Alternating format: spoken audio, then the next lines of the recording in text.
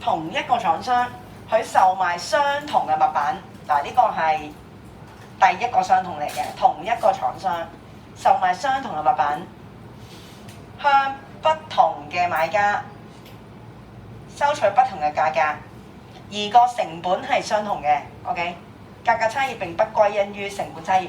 好啦，嗱個定義咧，你用翻我哋我之前派俾大家個 worksheet 會好啲嘅，得唔得？係啦，唔使咩不歸於成本差異，你就相同成本得㗎啦。OK， 好，得唔得？好啦，咁咧我哋咧上次咧就講咧係有兩種相同兩種不同啦。OK， 同埋仲有一個條件嘅係乜嘢啊？如果你實行價格分歧，有一個條件係乜嘢啊？係啦，個市場要被分隔嘅，係嘛 ？OK， 好啦，咁呢啲講晒啦，係咪啊？問題二都寫咗未㗎？我想問，寫咗㗎啦。OK， 好，咁跟住呢 part 啦，呢 part 啦。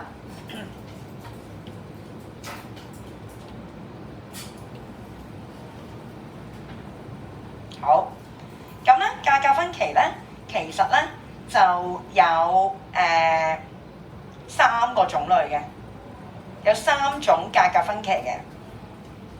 咁咧第一種咧就叫做一級價格分歧，咁啊跟住二級啦，跟住三級啦。OK， 好啦，咁基本上咧，如果 DSE 咧淨係考個分類咧就係一同埋三嘅啫，二咧就唔需要嘅。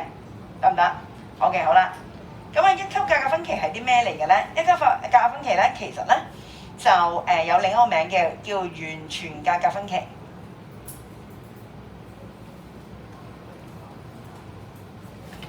係啦，叫完全價格分歧。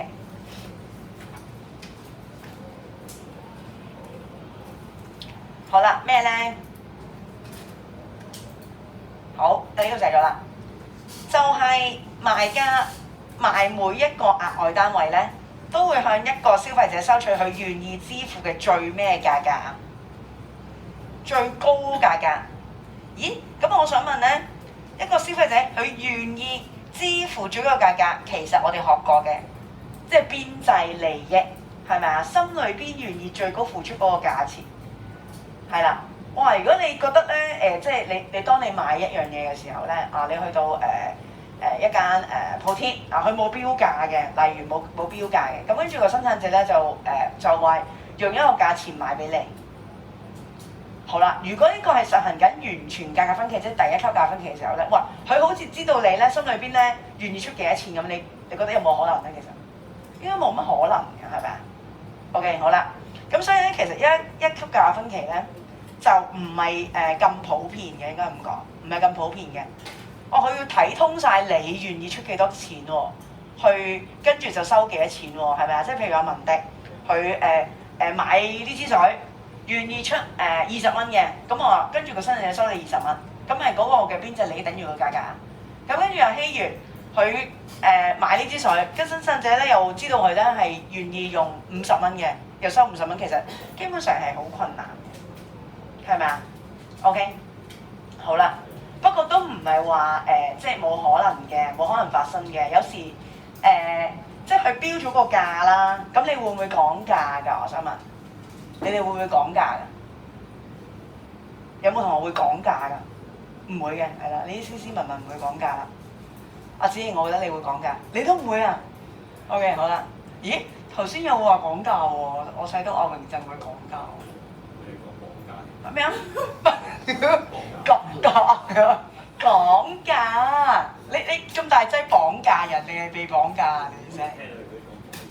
講價，bargain the price。OK， 好啦，只要會講價㗎，會嘅，係啦。嗱，如果你能夠識講價嘅話咧，其實講價嘅話咧，其實咧某個程度上邊咧，生產者就知道你係願意出幾多錢去買啦，係咪啊 ？OK， 咁你又唔講價，咪即係俾人劏咯，劏。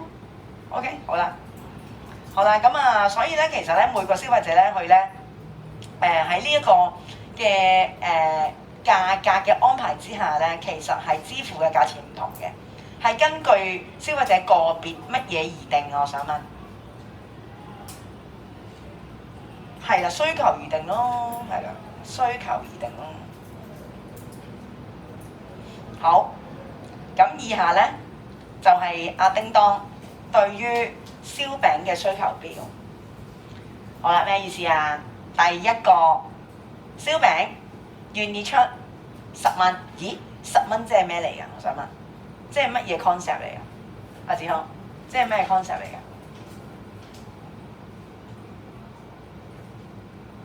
願意出最高10蚊，即係呢個係咩 concept 嚟㗎？4個字，係啦，邊際利益咯，係咪 ？OK 好，咁我想問下啦，嗱，如果咧而家叫大家咧就寫翻個總利益係幾多？係啊，咁你寫翻出嚟啦，總支出。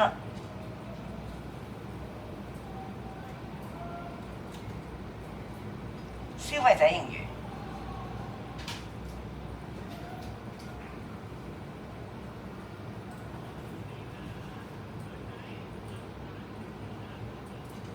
好啦，呢3個咧就係簡單論定價，即係之前學嗰個。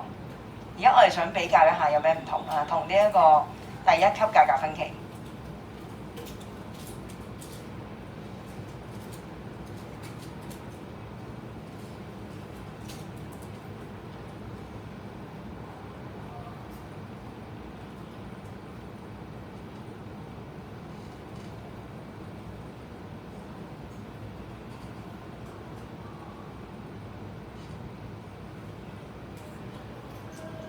好，你睇下有咩唔同喎嚇？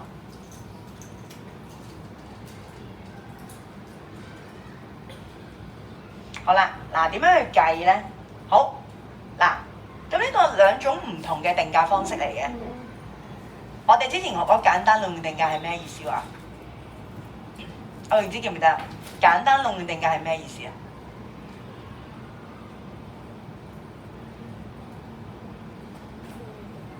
唔係，簡單定價係咩意思啊？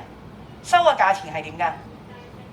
係啦，劃一嘅價錢嘅，劃一價錢嘅。咁即係話，如果你買一件嘅時候咧，好，你買一件嘅時候，你願意俾10蚊，買2件咧，願意俾幾多錢啊？願意係18啊，定係19啊？願意最高。願意最高應該係10加9係19，明唔明啊？得唔得？好啦，咁跟住你幫我計喎。咁呢個咧就係 P 乘 Q。如果劃一嘅定價嘅時候，好，咁啊消費者盈餘咧就係總利益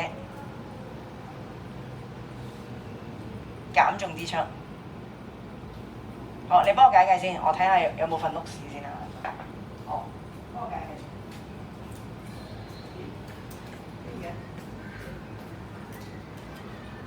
冇顯示出嚟先，睇唔睇到啊？頭先好似而家先睇到啊！佢都睇到啊！咁突然之間，OK 好啦，你計埋呢個支出同埋消費者。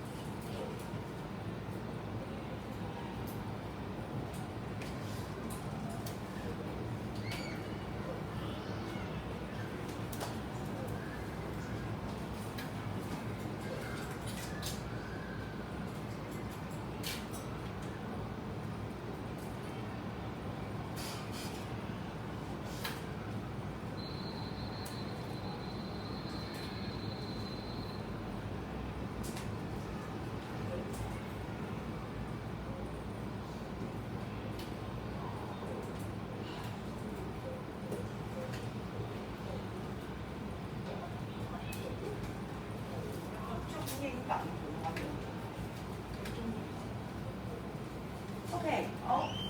咁啊計好啦喎，係咪啊 ？OK， 好。阿希元分別係幾多啊？10、19、27、34係咪啊？40、45、49。OK， 好啦。其實咧總利益咧都係邊際利益相加。咁其實價格咧係反映咧邊際利益嘅，係咪 ？OK， 好啦。咁總支出嗱，因為呢一個咧係劃一定價嚟㗎嘛，係咪？咁即係你如果買一個咧就收10蚊啦，咁所以第一個總支出應該都係10蚊嘅，係咪？OK， 好啦。咁第二個咧，第二個咧就賣9蚊。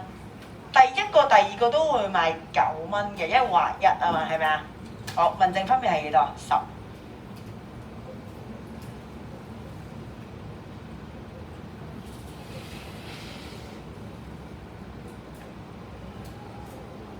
18，跟住咧，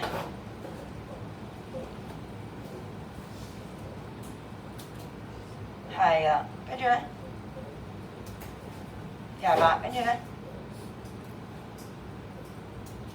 ，30、30、28，係啦，冇錯啦。好，咁消費者盈餘分別係幾多啊？阿嘉怡，第一個0啦，跟住咧，係。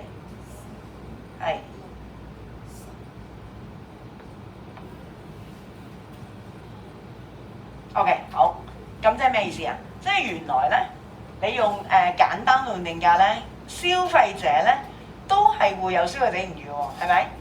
得唔得？好，咁隔離嗰個做咗未啊？我想問，隔離嗰個做咗啦，係咪啊？好，總支出係幾多？好，榮振，第一個總支出，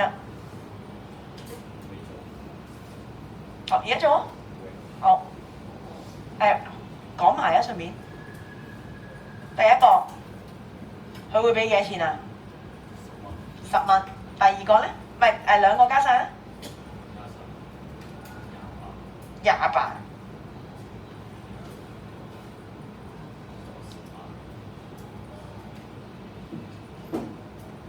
直睇呢度嘅，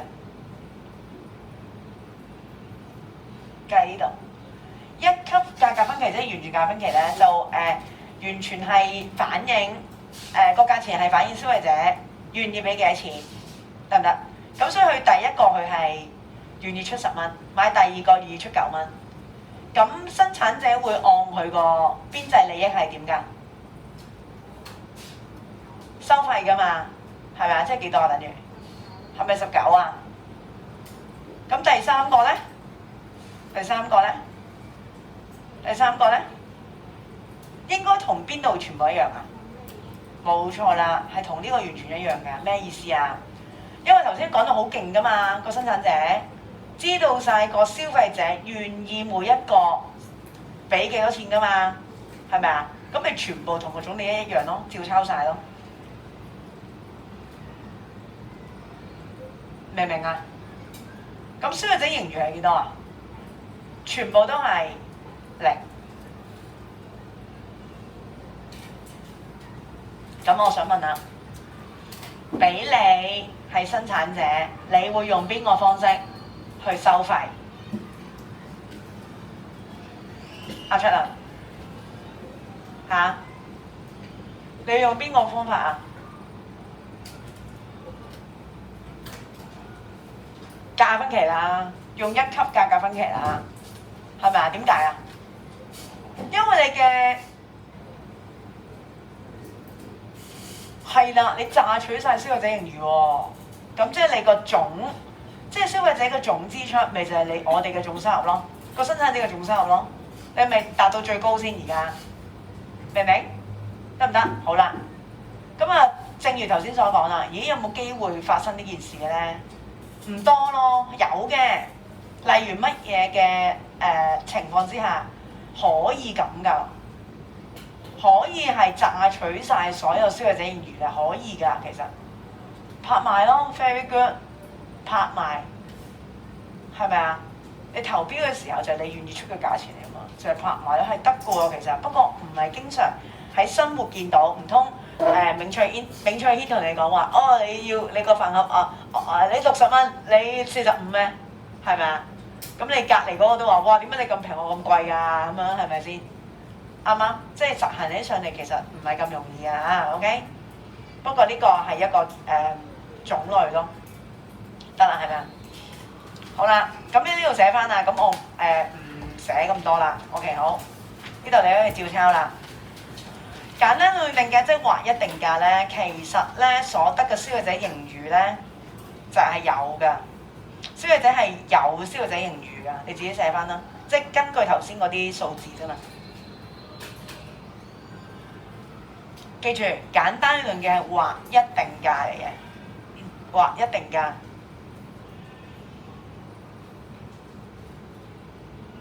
OK， 好啦。而賣家如果實行咧完全價分期，即係一級價分期咧，就會榨取晒所有消費者盈餘。點解啊？因為每件產品嘅價格等於邊際利益咯。OK， 係啦，咁又照抄翻啦。所有消費者盈餘俾生產者榨取晒㗎啦。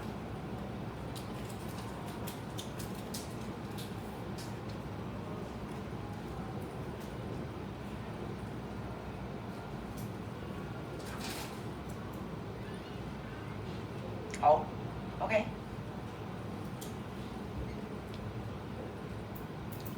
明白啦喎。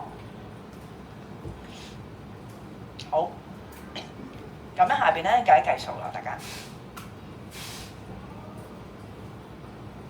睇下先，呢度好，我哋睇下啲例子先啊。一級價分期例子，賣家必須知道每一個買家數目時，佢哋願意付出最高代價係幾多？例如專業人士向不同客人收取不同價格啦，係咪？高薪人士咧咁就願意俾高啲嘅。好啦，就係咁啦，個例子就係咁啦。OK 好，咁呢個咧就計一計數。OK 好，計一計數。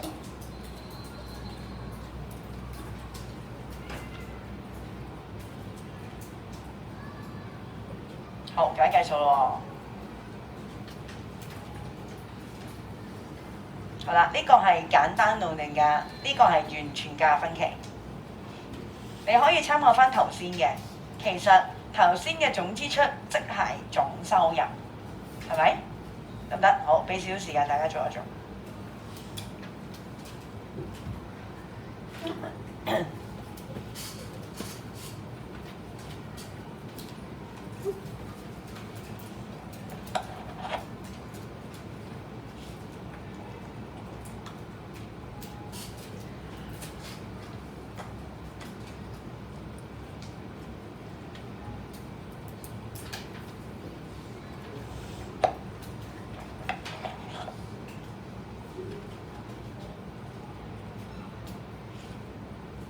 好，嗱都唔係好難計嘅，睇啲嘢。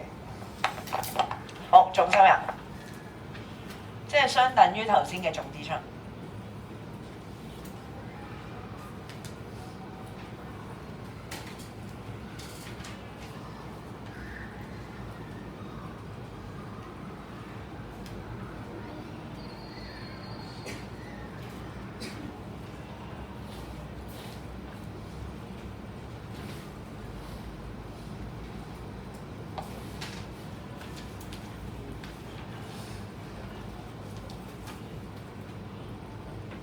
OK， 好，咁啊總收入分別係幾多咧？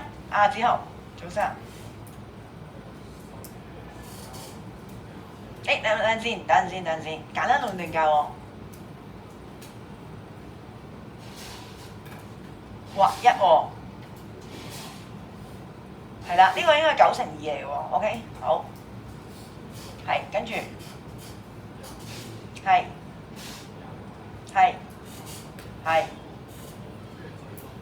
咁樣啦，係咪啊？劃一定價啊嘛，收翻呢個價錢㗎，其實到時係咁樣乘嘅。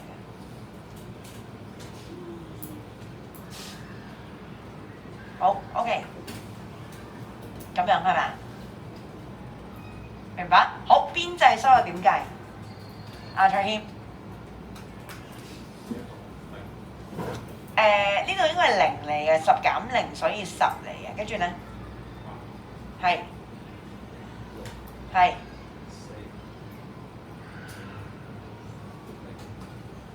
OK 好。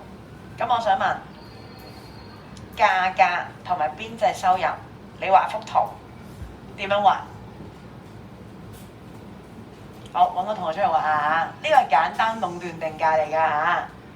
OK 好。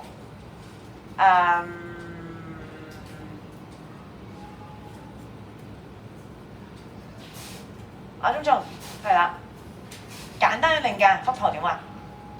個 D 同埋 MR 係 D 同 MR 好，出嚟畫，幫手畫。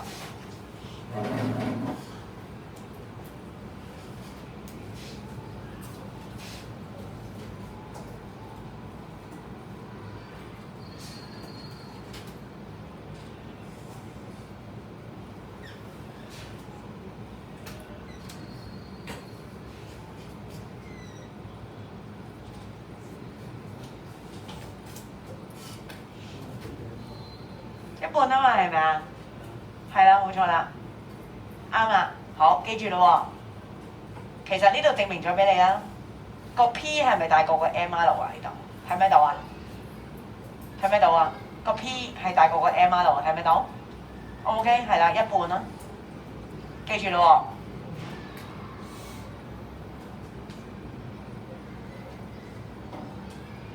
喎。好，隔離嗰個。隔離嗰個係完全價分期，所以個總收入係點啊？10、19咁樣加上去，27，跟住咧34、40、45、49係咪啊？好，邊隻收入？阿子瑩，邊隻收入？係啦。冇錯啦，有冇發現啊？係咪同呢個一樣啊？係咪一樣？好，咁我想問下，完全價格分期個 D 同埋 MR 嗰條線係點樣畫？好，希元，好，出嚟畫 D 同埋 MR 點樣畫？呢個係完全價格分期。好。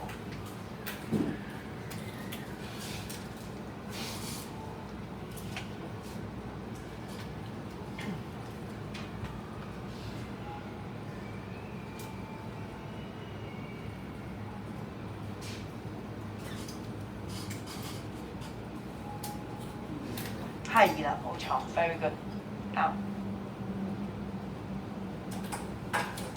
好啦，咁咧完全嘅價分期係 D 等於 MR， 但係簡單嘅定價咧就係 D 大過 MR， 記得咯喎，得唔得 ？O唔 OK？好 ，very good。好啦，第二咧，書有講嘅2級價格分期咧叫分段定價，咁咧大概講係咩嚟啦？其實都唔需要理佢噶啦。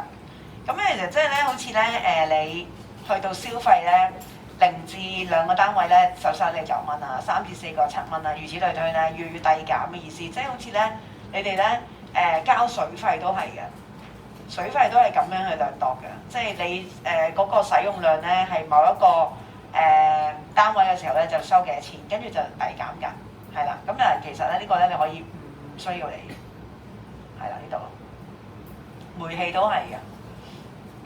得唔得？好啦，咁我就唔當佢係嘅，基本上我唔當佢係價分期嘅。就好似我哋之前睇嗰個例子咧，買牛肉啊嘛，買第1斤就50蚊，買第2斤咧就40蚊咁樣遞減咧。咁其實正確嚟講咧，佢係2級價格分期嚟嘅。不過咧，我就覺得太難分啦，唔好分啦。你就話其實因為所有乜嘢啊？記唔記得嗰句啊？第1斤牛肉買50蚊，第2斤40蚊，第3斤30蚊。咁呢個係咪價分期啊？係咪價分期啊？唔係，點解啊？因為所有消費者面對相同嘅價格安排，而且市場冇被分價，係啦，我就會咁樣答㗎啦。我一見到2級咧，你都唔使分去2級噶啦，我費事煩啦。你寧願咁樣答咧，仲容易啲啦。OK， 得唔得？明唔明白？好，3級。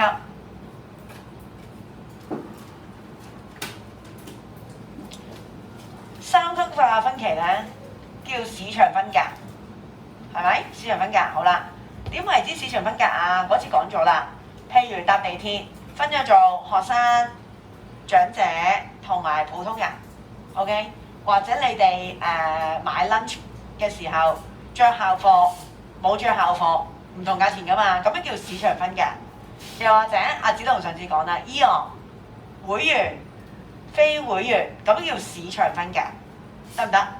明白啊？係咪啊？好啦，咁就係賣家咧分別咧向咧2個或以上嘅咩市場啊？分隔咗嘅市場，收取唔同價錢，可以按地點，可以按顧客嘅年紀將市場分隔。只要唔同嘅分隔市場有不同的乜嘢呢？呢個未嫁啦。不同的乜嘢呢？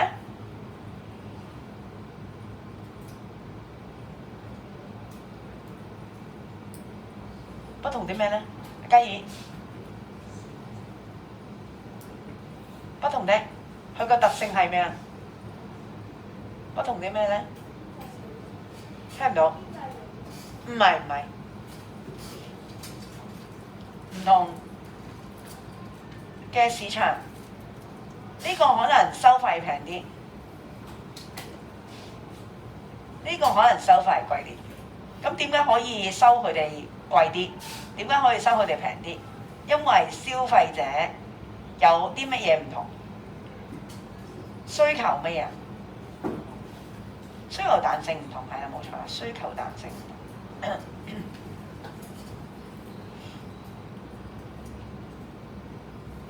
咁我想問啦，需求彈性低啲，收費貴啲啊，定需求彈性高啲，收費貴啲咧？低啲貴啲，係啦，冇錯啦。ED 高，sorry，ED 低，收費貴。誒，點解 ED 低係收費貴嘅？點解嘅？阿海玲點解嘅？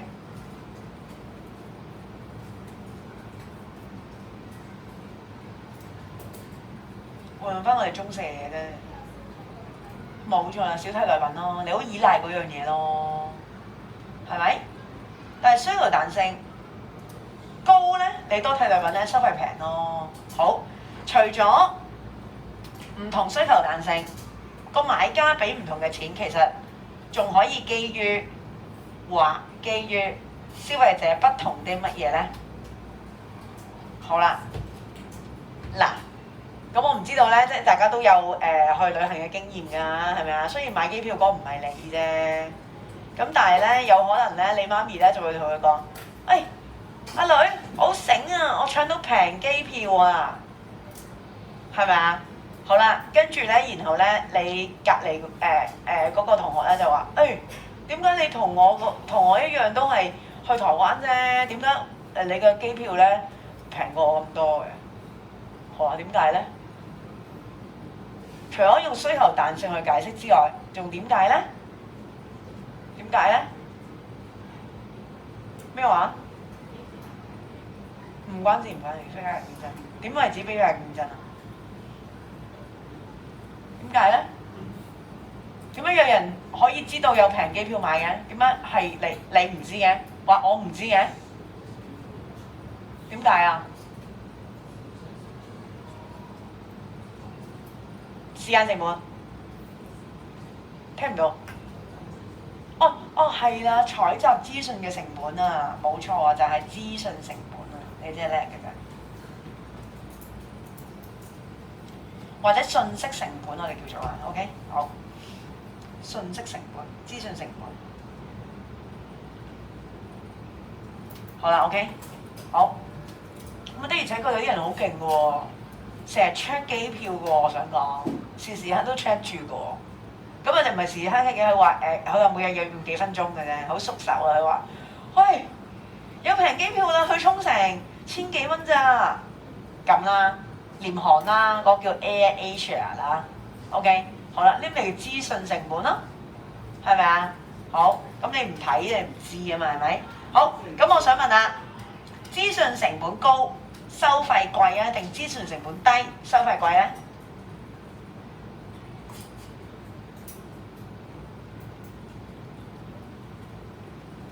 高定低？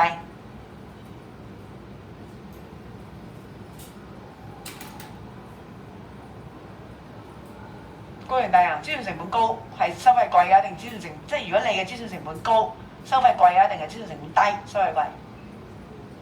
高啊嘛，係咪啊？點解啊？你得唔得閒揾資訊啊？如果資訊成本高，唔得閒咯。OK， 唔得閒揾咯，好忙啊嘛工作，邊得閒？成日睇住個手機 check 啲 airlines 啊，啲航空公司啊，係咪啊？好啦，咁佢咪要捱貴飛咯，捱貴飛，係啦。OK， 好，咁呢個啦，資訊成本點啊？低咯，好得閒咯，意思係咪啊？即係你當好似時間成本咁啫嘛，資訊成本低，咪收費平咯。哦，佢成日都有時間去睇下啲網站嘅，係啦，夾價專家嚟嘅，係咪啊 ？OK， 明唔明白？咁咧，原來咧呢個市場分隔咧係用乜嘢嚟分隔嘅咧？用需求彈性去分隔，用資訊成本去分隔，得唔得？明唔明白 ？OK， 好啦，原理。有咩原理啊？偏十項。好，頭先講咗啦。需求彈性較乜嘢會收取較高價格？較低定較高？低，冇錯啦。好，需求彈性較乜嘢會收取較低價格？較高。Very good。好，搞掂。但係當然咧，佢個總成本咧係都有唔同嘅。OK， 好啦，呢度。呢度未講完。好啦，成本都係維持不變嘅，因為呢個係價格分歧嚟㗎嘛。對於個航空公司嚟講，其實佢提供服務嘅成本都一樣㗎啫嘛，係咪 ？OK， 但係咧將呢個市場劃分兩個咧，佢生產者又賺多啲喎，明唔明白 ？OK， 好，其實呢個方法咧都可以榨取部分消費者盈餘嘅部分。OK， 得唔得？阿卓英 ，OK 哦。好啦，咁呢個寫咩啊？賣家賺取嘅額外利潤係來自簡單定價下嘅消費者盈餘，實行收價格分歧，賣家可榨取乜嘢消費者盈餘咧？所有部分㗎咋，係啦 OK。咁即係邊個價格分歧最勁啊？榨取消費者盈餘，第一級，跟住就係第三級。跟住就係簡單壟斷定價，完全冇，係啦 ，OK， 明白係咪？好，搞掂。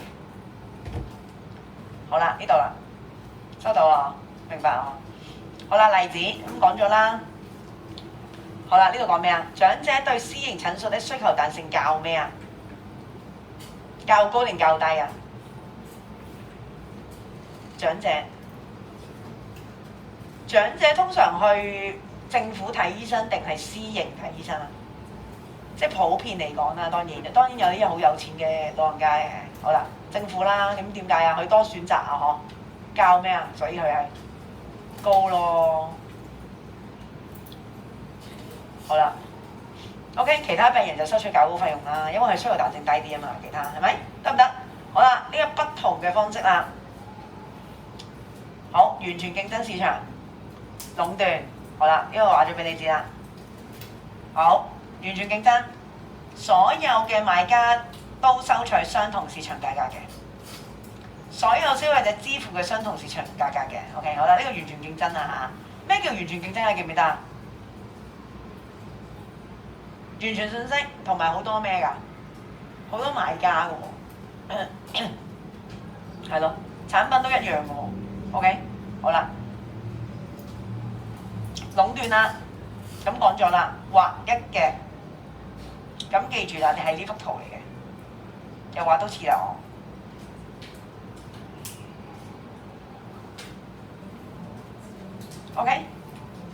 點解一開始就畫呢幅圖，記住啦 ，OK？ 好，明白。咁如果一級嗰個咧就係點啊？阿希元頭先畫嗰幅，呢個唔使啦。好 OK， 咁呢個分隔市場，好明白。得喎，係咪啊？好啦，咁我哋上次咧其實做咗啲例子啦，咁啊好快講一次啦，我哋啊，好，有咩例子？學費，大學劃一學費，相同價格，優秀學生有獎學金，係咪價格分歧？阿永子你覺得咧？唔係，好，咁係咪相同？係咪相同學費啊？呢個不同學費先啦，啱咗先啦。係咪不同學生啊？係咪相同嘅教育服務㗎？係咪相同產品㗎？相同成本嘛？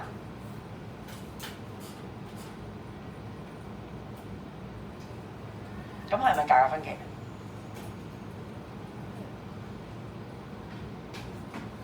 兩個相同，兩個不同，係嚟嘅呢個是啊。好啦，這些學生對大學的需求彈性較咩咧？叻嗰啲學生係啦，優秀的學生較高，所以佢俾嘅學費較低，因為好多學校會爭住收佢，係咪 ？OK， 呢個係嚟㗎嚇。好，第二戲院啊，大家都明㗎啦。OK， 好，咁係咪價格分歧啊？阿子英，你覺得係咪不同嘅人收唔同嘅價錢啊？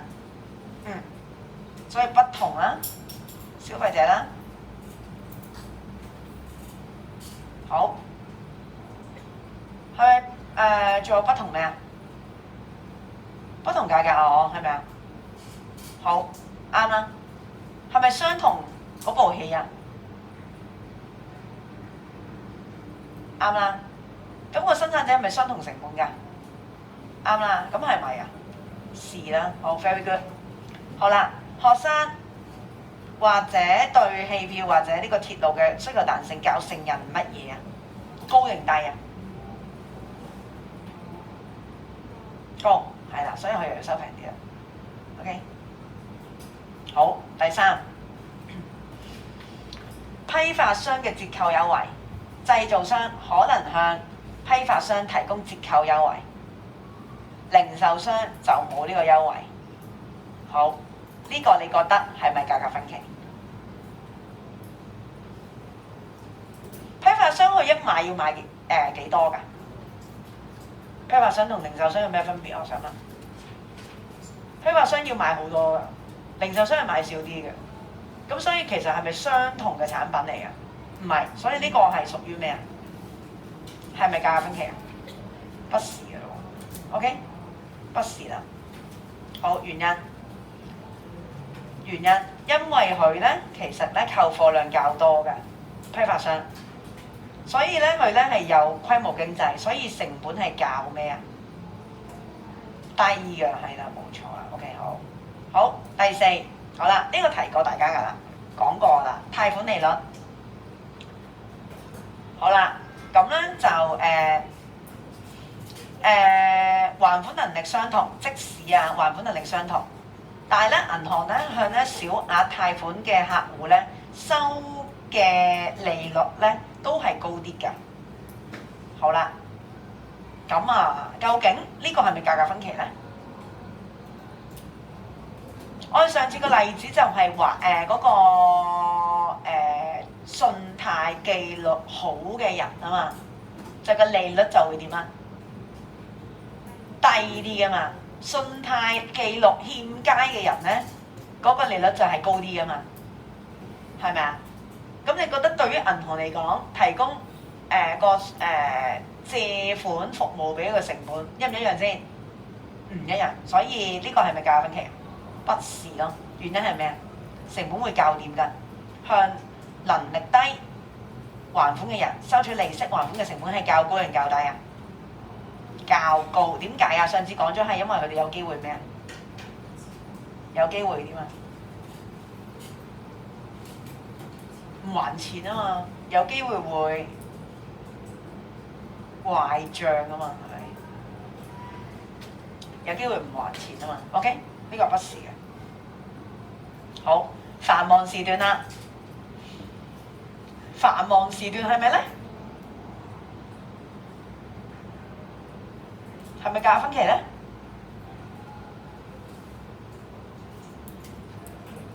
唔係，係啦，點解啊？子豪？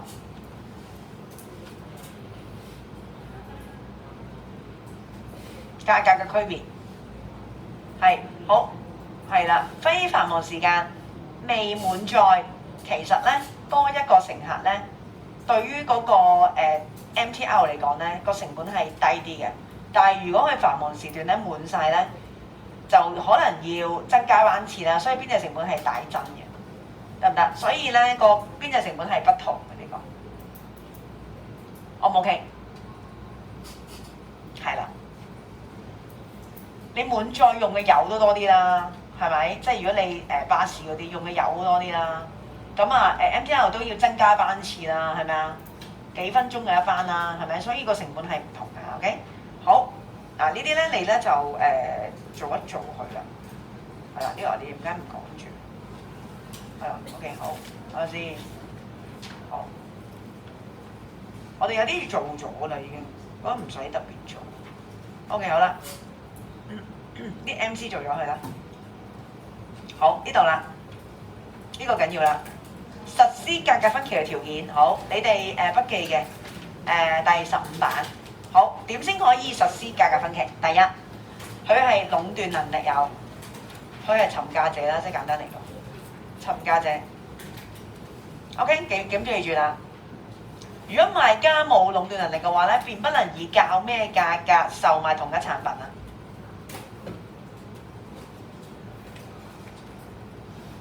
係啦，較高價嘅。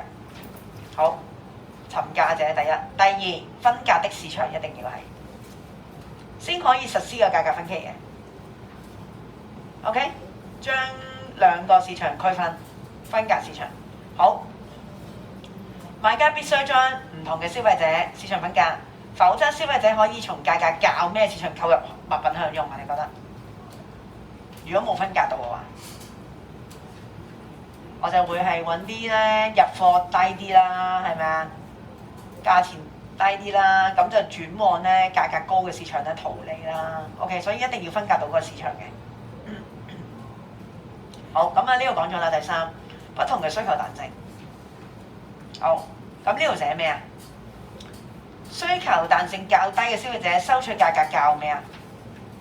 較高，係啦。另外一個咧較低。OK， 好。第四個低信息成本，即係資訊成本咯。頭先卓倫講嗰個咯，信息成本。OK， 好啦，獲取呢啲信息成本很乜嘢就未必可以逃離咧，很高啊。OK， 好。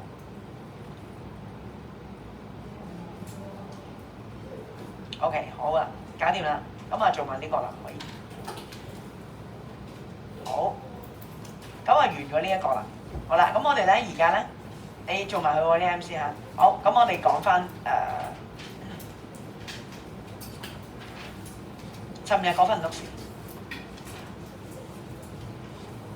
大家備咗課應該明啲啦，係咪 ？OK， 好，睇下先。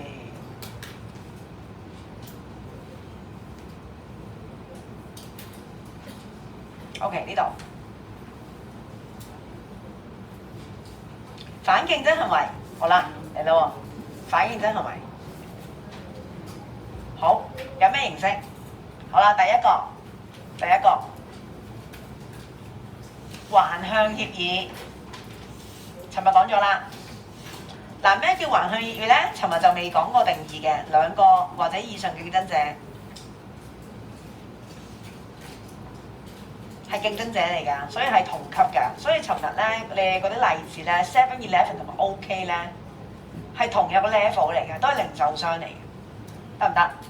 好啦，咁就價格同埋產能達成協議嗱，好緊要啊！呢個協議兩個字 keywords 嚟嘅呢啲協議啊嚇，OK。咁其實佢嘅目的係咩咧？減低個市場競爭程度啊，OK。好，第一個尋日講咗啦，操縱價格另一個名就叫做咩啊？合謀定價嘅。好，寫低啦。尋日個例子合謀定價話一齊加10蚊啊嘛，係咪啊？你個例子一齊加10蚊，係啦，同意以乜嘢價格出售啊？一個預定嘅價格出售，咁通常都係較高啦，係咪啊？唔通預定較低咩？係咪？好啦，若賣家協定最低統一價格，又係啦，其實咧係目的咧呢一個，我間住啲重點啦，價格競爭減少，呢啲係重點嚟嘅。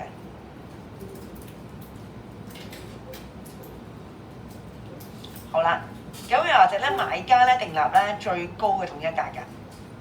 好啦，其實亦都係一樣啦，避免價格競爭啦。OK， 得唔得？好，咁下邊咧就係啲例子嚟嘅。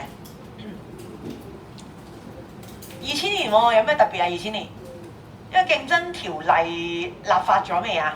未喎。係啦，所以咧其實咧6間流動電話公司咧係咪好大膽咧？你睇下，好啦，秘密喎，涉嫌啦，秘密操縱價格喎，好啦，有協議喎，跟住一齊宣佈啦，提高價錢，係啦 ，OK， 好，2000年已經未出世喎，你哋，係啦 ，OK， 好啦，咁最終咧就要政府咧去介入啦，係咪？好，咁呢個例子嚟㗎啦。或者咧土地拍賣上邊咧，呢啲地產發展商咧互相溝通合作，一齊咧定咧唔可以高過某個水平，係啦 ，OK， 咁呢啲都係咧屬於咧合謀定價嚟㗎嚇。好，串通投標第二個，咁另一個名叫咩啊？圍標啊 ，OK， 好，兩位一樣嘅啫，係啦，又係競爭者啦，又係同 level 嘅競爭者啦。好，大家串通啦，競爭者之間協定啦，又係呢啲協定啦。好，協定個投標價係咪啊？好多時嗰啲工程嗰啲都係會咁啦，係咪啊？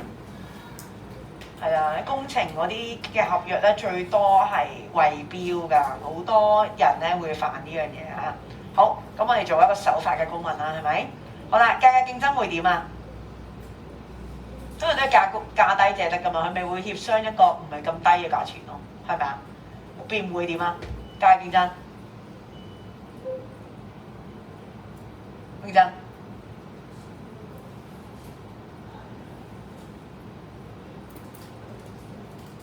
價格競爭會點啊？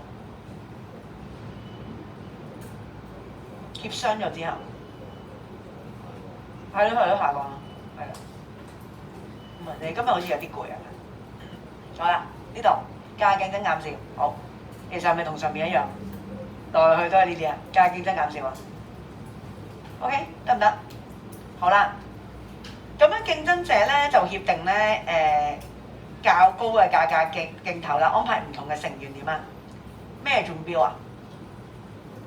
輪流中標咯，係啦，輪住。唔使鬥平係咪 ？OK 好啦，記住係犯法㗎呢啲啊。好啦，例子建材公司咁通常都係會咁㗎啦，串通投標啦。OK 好啦，咁就係咁啦，你哋都明㗎啦。好，分配市場，尋日都講咗㗎啦。好啦，另一個名叫瓜分市場。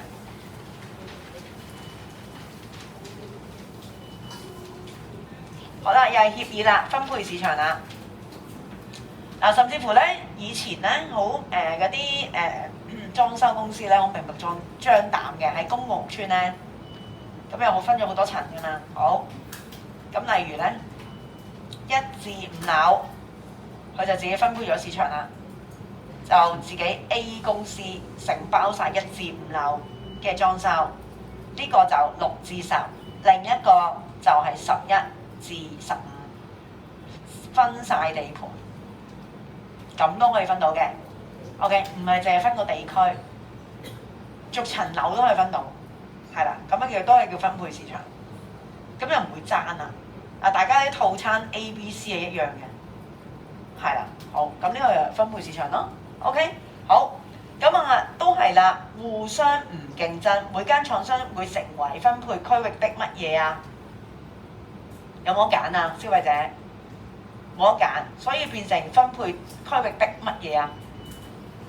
唯一一個生產者，即係壟斷者變咗。明明消費者有得揀㗎嘛，係咪？佢哋啲用料都係差好多㗎，即係呢啲壟斷者。好啦，咁樣佢哋咧係咧呢個區域咧就提高價格啦。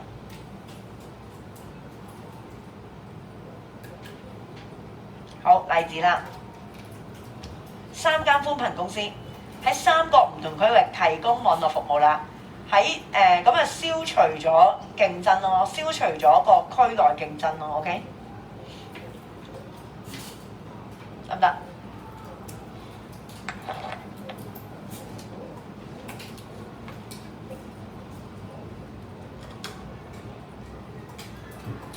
啲啊，產量協議啊嘛，呢個係咪？產量協議。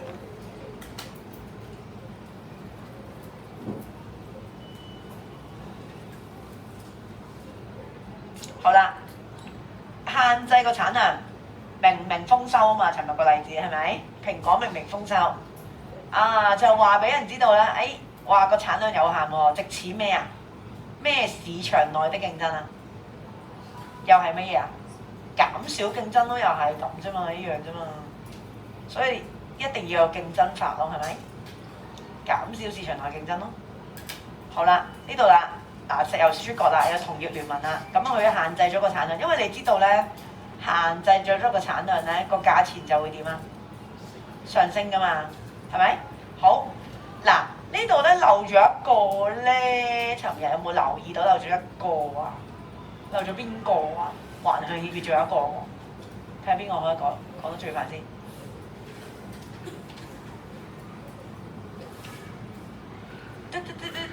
4個，仲有一個，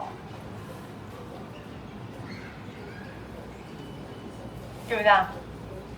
聯合抵制啊嘛，係咪啊？聯合抵制，係咪榮振做呢個？係咪？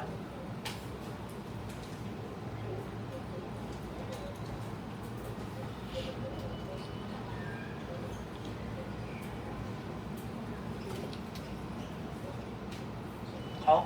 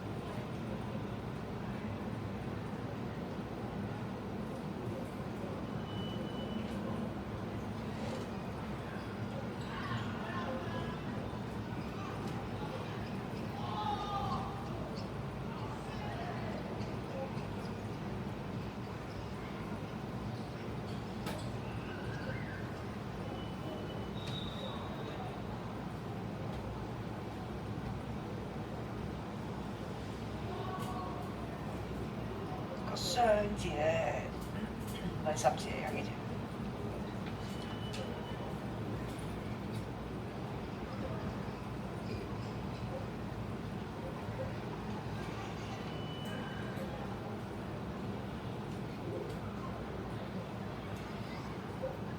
好，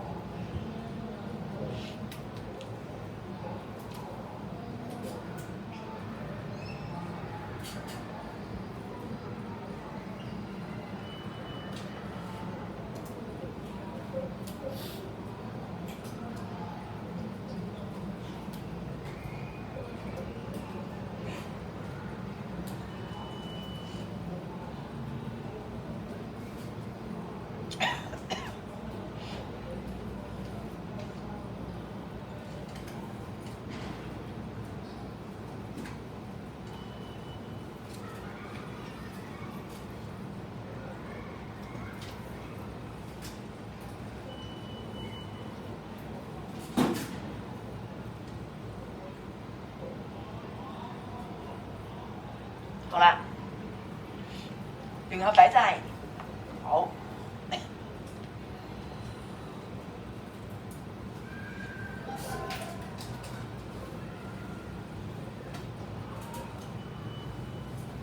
好，第一個窿填咩咧？一些廠商乜嘢不與某供應商顧客交易，兩個字嘅啫，好緊要嘅咧。呢兩個字一出現咧，就有機會俾人起訴呢一個反競爭行為㗎啦。協議冇錯啦 ，keywords 嚟嘅，協議 very good。好，好啦，啲廠商協議喎，令新廠商難以與現存廠商競爭。咩料市場乜乜？好啦，限制啦，我成日問，限制咗市場咩？又係嗰個字啊，又係嗰兩個字，另外嗰兩個字，即係唔歡迎啲新廠商加入。咁我係限制咗市場係咩啊？佢呢個舉動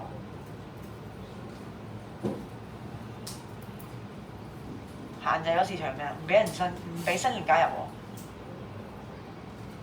限制咗市場係咩啊？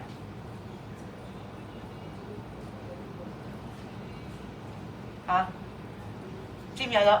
唔係，競爭係啦，冇錯，競爭限制咗競爭。全部都係啲減少咩價格競爭啊，減少咗市場競爭啊，係咪啊？阻止乜嘢進入市場啊？佢阻止咗邊個？新廠商進入市場。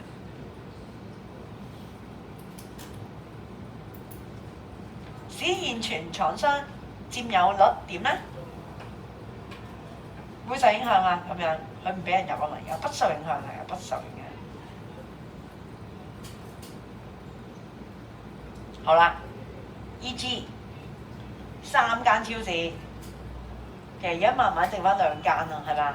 之前都仲有華潤㗎嘛，係咪啊？而家咧主要都係剩翻惠康同百佳多，係咪啊？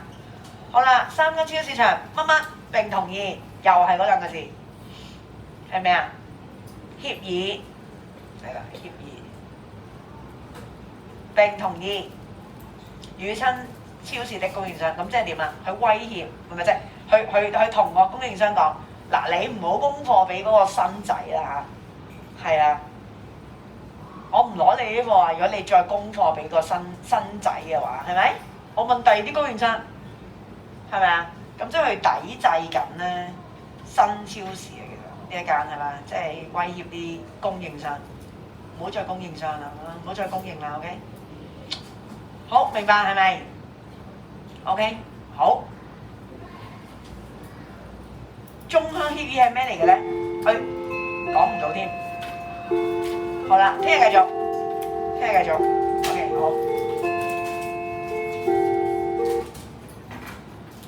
哇！